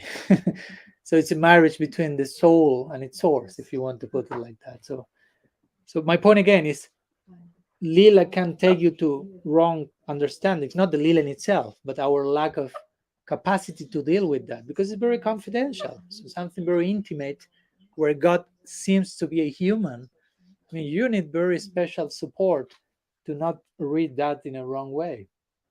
So I would make that main emphasis there. Not so much the main emphasis is do not hear that or hear that, but the main emphasis is hear that with the proper guidance and association. And being sincere yourself about where you are standing. Because to be honest, sometimes I've seen devotees who in their own process, in their own journey, they have to solve some psychological, emotional issues in their lives. And for them it's not enough just to hear Rasa-lila. They may need therapy. You follow? So for some of them, instead of hearing Rasa-lila, they may need to hear other things. So they can take proper advantage of Rasa-lila. If not, they may project psychological dysfunctionality in the lila. You follow my point? So yeah, lila is the highest thing, the purest thing, but also what capacity do I have to deal with that? I have to ask that to myself on some level also. And the one who is teaching lila should put to test the hearer to see how much you are understanding. Sukadev Goswami did that to Parikshit many times in the Bhagavatam. And at the end of the 5th canto, when the hellish planets are described, another discussion altogether. Sukadev Goswami, Parikshit Maharaj is filled with compassion. He asked Sukadev Goswami, how can a living entity be freed from such a suffering? And Sukadev Goswami tested Parikshit Maharaj, beginning of 6th canto, said, by karma, you can be free from all suffering. By pious activity. Yeah, in that sense. And Parikshit Maharaj said, no. According to what you taught me till now, that's not the answer. You're wrong. So Sukadev Goswami recommended Gyan. By Gyan, all the suffering will go away. So still he's scanning his student. Let's see how well he was hearing. Parikshit Maharaj said, no. By Gyan is not possible because of these that you taught me before. It's not possible. Sukadev is, And then he tells the story of Ajamil and stealing the glories of Bhakti and Sri Harinam. So in this way, the teacher, Jiva Goswami says this in the Bhakti Sandarbha. He says, he speaks about the lower teacher, if you will, and a higher teacher. And he said the lower teacher is not conducting tests. And this can have two applications. The teacher is not testing the disciple. We already spoke about test. But testing it even in this sense, how well you understood what I'm telling you. Or the guru is not testing himself. How much I'm speaking about something that I'm actually practicing. That's even more subtle. Because as I say, I think the other day, you can become expert in speaking. That's not so difficult, relatively. You can become expert in telling others what to do, but not be expert in you yourself doing those things you are telling others to do. So that's another type of test that the teacher should conduct with himself, herself. How much I'm walking the talk. How much I'm balancing my speech with my practice.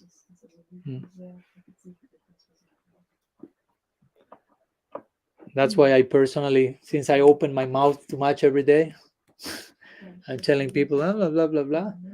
Sometimes I need to enter my room, close the door, and disappear for a few hours. So I try to, okay, let's see how much do I believe these things that I'm telling others. How much I'm practicing. How much do I walk in my talk? Because if not, you become a hypocrite. I was speaking last year when I was in Vrindavan and visited Radhakund a few weeks in Kartik. We were speaking at one point with Vaishnava Paddas Babaji. He's one of the main students of Anantadas Babaji. It was a nice talk. He was telling me that he's teaching his students the songs of Bhaktivinoda Thakur, and they're singing his kirtan and so on. And at one point he told me, because he was giving at that time, I think 3 lectures per day, the whole Kartik, with many people. So he would tell, I can speak to thousands of people every lecture 3 times a day. No problem. It's easy for me. It's not something complicated. But to sit and do bhajan, that's complicated. That's not easy. He made that point like strongly. To sit and tell others things, that's easy. But to sit and do bhajan, that's not easy. Like implying you have to compensate the two. You have to balance one with the other. So all this in connection to these topics also, because it may be relatively easy to speak. Let's speak about the highest thing possible, but where I am, the speaker, in terms of the content of that speech also, in terms of commitment and etc. So in this, that's a long explanation to my first initial word, that is something in between the two things. Of course, we could say many more things, but something about it. I have a question, and it's in a sense personal. It's not theoretical, but practical, and it's related to what you spoke yesterday in the podcast with how to deal with the social media. And it has to do with my behavior I have since 2 years, which is condemned by most of the devotees for good reasons, and even many non-devotees condemn this. What I'm doing, I have lost from my 900 Facebook friends 800. And this way, because I presented this, which I will, and I first give the reasons why I'm doing this, and then you must give me 1 minute to explain. And I just want to make it curious about Yes, first, you're doing it. and the others also. Yes. And it's actually I have this question at least since 2 years, and I've only answered it myself. And this is the first time, and I'm showing this very great respect and appreciation for you, because it's the first time that I'm presenting it to some other devotees and asking actually for advice. And it's the first time also that I'm ready to question what I'm doing and to question also the reasons that I have. So my arguments for what I'm doing is, for example, there's and actually I'm posing the question also to Krishna Chandra, and I would like you to answer this question in a week or in 2 weeks. Not because it will then disturb the. I want to hear only from you now. Okay. So in the 16th chapter, actually it's called Davyam Asuram Yoga. Sampada Yoga. Daivasura Sampada Yoga. Sampada Yoga, exactly, that's the word. So it's a kind of yoga, a connection with Krishna, with the divine, to be able to differentiate between that which is demonic and that which is godly. So in every age, there are different processes and different challenges. So in Kali Yuga, we have this chance, especially we're confronted with the necessity of tattva viveka, or of this being able to differentiate between that which is divine and which is demonic. And it's not unimportant. Krishna spends a lot of time, not only in the 16th chapter, but in many other chapters, to help us to differentiate, not only to recognize it outside, but also in us. So our 50%, as you have been mentioning, in our approach to God, a part of that is also to be able to differentiate. For example, also Bhaktisiddhanta, we are praising him every day, that he is Apasiddhanta Harini, that he is destroying, removing mentalities which appear like something benevolent and even spiritual and even bhakti, which are mixed actually with the kind of aparat, or with the non-devotional mentality. And he even said it's more important to defeat these apasiddhantas, these wrong conceptions, as to establish which is right. I don't agree with that, but he said like this. I think both is important. It's just it's nice that he stressed this point, and it's convenient for me, so I'm quoting him here. So my point, I come slowly. So to listen to a demon and appreciate him as a great saint, that matters. It's not irrelevant that I cannot differentiate. Sorry, did you start with to listen to a demon? Yeah, if I listen to a demon Wenn ich and his instructions, and I don't recognize this is demonic, but I think, oh, this is nice, that's such a nice person, benevolent, I believe him. So this is not only bad for my life, but it is also harmful for my spiritual life. And Krishna was trying to prepare me for this, to recognize this thing. For example, there is one person, he presents himself as God, and he calls his path a bhakti marg.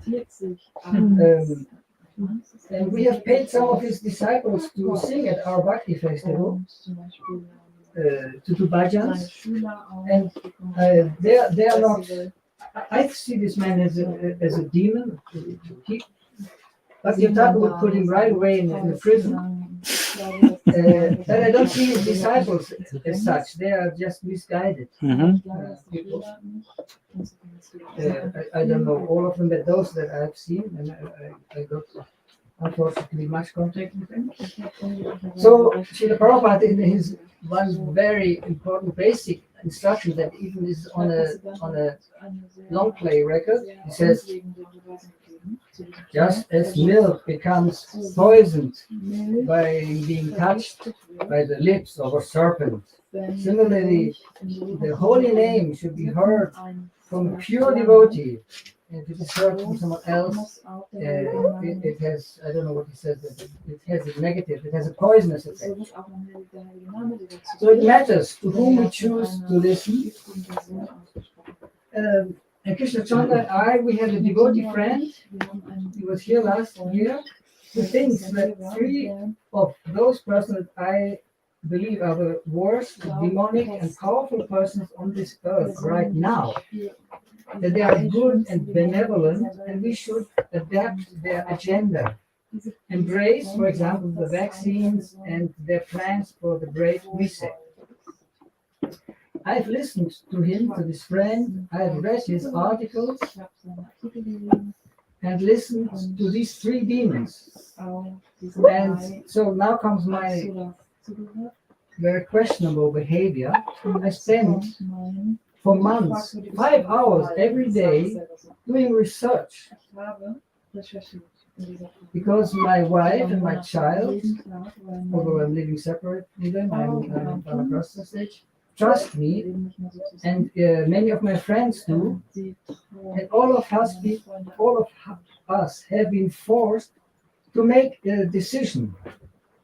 So do I take the vaccine or not? If not, there are heavy consequences. For example, my son, he didn't take it, and he got expelled from his very nice job. So we can't stay neutral. So better we take a well-informed decision from someone who has listened well to both sides. But this is not my question. No, my question is not whether we should take the vaccine or not. That should be left up to everyone freely to decide. My question is, was it part of my Naimitic Dharma to do my research for me, and especially for other devotees who I tried to warn, and many of them accepted, also many here in our ashram, they wanted to take the vaccine, and I could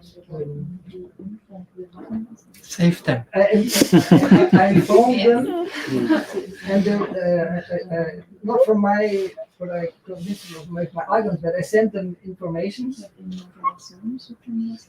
So, my question, should we just follow the mainstream, even if they are guided by, as Prabhupada said, blinded fools and rascals? Does it not also harm our spiritual life if we don't put the words of Krishna into practice and differentiate between right or wrong, good and evil? That's my question. So my reply should be basically yes or no. Maybe. Right? Because the last question is more like, should we do this or not? No, my question is, I believe that it is important to differentiate between something which is benevolent Yes. and divine and Yes. good and something which is demonic. Yes. So is it possible that for someone who's not very advanced, who's not at the stage of Sarvadhamma Parityajamam Ekam Sarvamabhaja, but who has to follow also his Naimiti Dharma at the same time aspiring for Sarvadhamma Parityajamam? So could this behavior, which is condemned by most devotees, actually be part of my Namitic Dharma and my responsibility to warn other friends and to my wife and child also, others? Or was I just in Maya and just justifying it? I was not enjoying it. I was really doing it in the spirit of this is really ugly, and I really found out very ugly things and distasteful. So I was not doing it to enjoy it. That maybe I'm completely wrong. I thought this is my duty. I'm confronted with this. I have to make a decision. So which I have to be well informed to make the right decision and to help others to make the right decision. Well, I would say that, of course, to begin with, it's a personal question. You know, you're asking about something you have been doing yourself. Yes. And on many levels, it's not so much sometimes about what we do, but also which is the background of what we do, the intention, why we do. And in one sense, of course, I'm starting to know you for the last 4 days or so.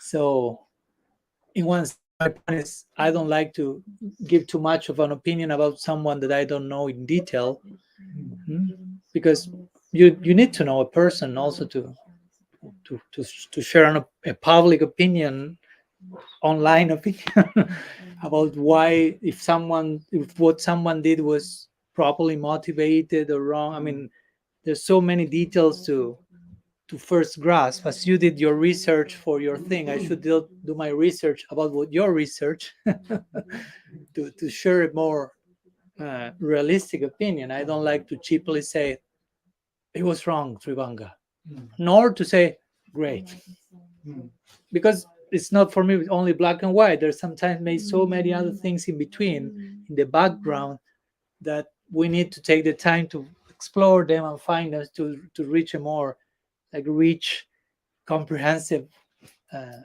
perspective of the whole thing. So personally, I don't feel too much like I don't like to do that, because I see so many people doing that, you know, like sharing conclusive opinions about anything or about people that they don't know. So for me, it's not very inspiring, no? So of course, that's a general first thing that will be for me the most important part of my answer. Although I'm not saying anything in one sense about what you asked me about. But but also I will say in a more general way, and here I'm not pointing to your particular situation because I don't know it. But in Shastra it say tavat karmani kurbidana nirvidyeta javata shradhavan jayate juman sam matkato shravanadava shradas javana jayate. Proportionate to how much faith one has developed in the efficacy of bhakti, one doesn't need to engage in any other thing apart from that. But the implication is proportionate to the level that I have not developed pure, ultimate, exclusive faith, which is not something so cheap. One may need to engage in, as you will call in your case, Naimitika Dharma. So one that we never translated. I don't know if everyone knows what does it mean, Naimittika Dharma. Also, I don't know if you understand the word demon, because sometimes we may use it, but everyone may have their own like notion of that. And I personally, again, as you may start to get to know me in these few last days, I don't like black and white definitions of things. So if I say a demon, my next question is how much of a demon I am. No, because for me it's not like the demons are there and I'm the saintly guy here. No, I would like to be a saint, to be honest, but that doesn't mean there is asuric elements in me yet. So I like to always be strict with myself in that sense, no, because it's easy to fall into a narrative of this like Kurus Pandavas dichotomy, if you will, and the demons are out there, and here we are. And I'm not telling this to you. I'm speaking in general because I don't know the details, but I've seen many times a subtle way of playing the victim again in this language of dichotomy: the karmis, the devotees, demons, saintly people. Like if there are any varieties in between those two, no shades of gray in between black and white. So of course I understand that there are some devotees who may, and again I'm speaking in general, please don't take that personal because we don't know each other that much in detail. Although I'm willing to do so, and I'm happy to be here and getting to know you more and more, but it takes time. Any relationship takes time. To know a person takes time, and takes living together and so many things. So some devotees may have certain need to engage more actively in certain social dynamics or world dynamics in the context of social justice, or I mean there are so many departments, as due to particular nature or some scars, some will be more identify one thing or the other, they cannot avoid that because they have to do it. They feel like I have to do it. It's your nature. Krishna says you cannot change your nature almost. It's very difficult. So you try to dovetail your nature in the service of Krishna. So somehow, like for this example, and I would like to trust that that's your intention. I feel inclined towards researching on this on some level, although, as you say, it's not that I'm fully enjoying that, but there is something that calls me to set things straight, if you will. And I'll try to share that with my devotee friends in the spirit of Vaishnav Seva. There's place for that. You can do some research, you share with your friends. But of course, again, it's a very subtle thing from which place I'm sharing that, how much I'm exposing something or imposing something, how much I'm attached to having the other people reacting in a certain way. I'm not saying about you. I'm just saying things that happen in any situation that sometimes we not may. So the way to prove this is basically to be introspective ourselves and to analyze how much of these things may be there, or to expose ourselves to someone who really knows us from tip to toe and present the case and see how much is really something that is motivated by pure universal compassion or something close to that, or by the force of some egotistic force of wanting to be right, or wanting other people to just hear me and tell me I'm right, or things in between these two also. Again, there's not black and white. So that would be my answer. So again, it's not specifically accurate to the specific, because the question was totally specific. Your case, what you did, your motivation, and I really appreciate that you are opening that and sharing that with me. I'm trying to honor that somehow, but also part of my trying to honor that is to be honest and say, Tribanga Prabhu, I don't know you that much, so I prefer to be cautious and not just speak too much, because I already speak too much. So I have to know also when not to speak in certain situations. No, because you can enter into this idea of I'll tell people what to do in every situation and give opinions about everything. And no, sometimes I need to say, I don't know. or I don't know you, or I don't know the topic, or let me think about that, let me do my research. It's not that one has absolute answers immediately here, no? So in this case, I will choose caution and of course trust your intentions, and with that invite you to your own introspection that hopefully it has already been going on, and hopefully that was the reason behind your research. That's the ideal. The reason why I asked the question, because I'm in the process Yeah. still questioning. So I appreciate that. I appreciate that you are willing to question your own actions, if you will. No, that's for me the most important thing, even. No, the willingness to say, Maharaj, I'm doing this, I did that, what do you think? Instead of, nobody can tell me anything, like the three monkeys, I'm right, and better you follow me, because if not, you are a demon. Yeah, right. So of course I'm not feeling that from you, so that gives me relief and sense, okay, he's doing the thing from an introspective place, want to be cautious, want to do things right. And even if you did something wrong, let's say, if you are sincerely open to learn and change, so no problem, no? Krishna will make the arrangement for you to to know that mistake, and you will be open to improve, no? Because for sure we are making, Krishna says in the Gita, each action is accompanied by so many imperfections. But if the important thing is not to be perfect always, but to be willing to acknowledge those things and keep growing. So that will be my insignificant contribution in this case. Maybe. I find it very helpful. Okay, thank you so much for sharing that. So we are already 2 hours, and it's nice, and the camera is all black here, so nobody can see me.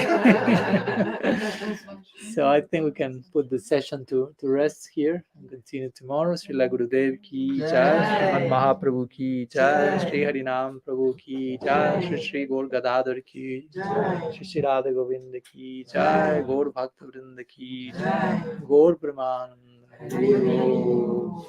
Vanchakalpatarubhyascha कृपासिन्धुभ्यैव च पतितानां पावनेभ्यो वैष्णवेभ्यो नमो अनंत कोटि वैष्णव वृंद की जय। गौर प्रेमानंद हरि।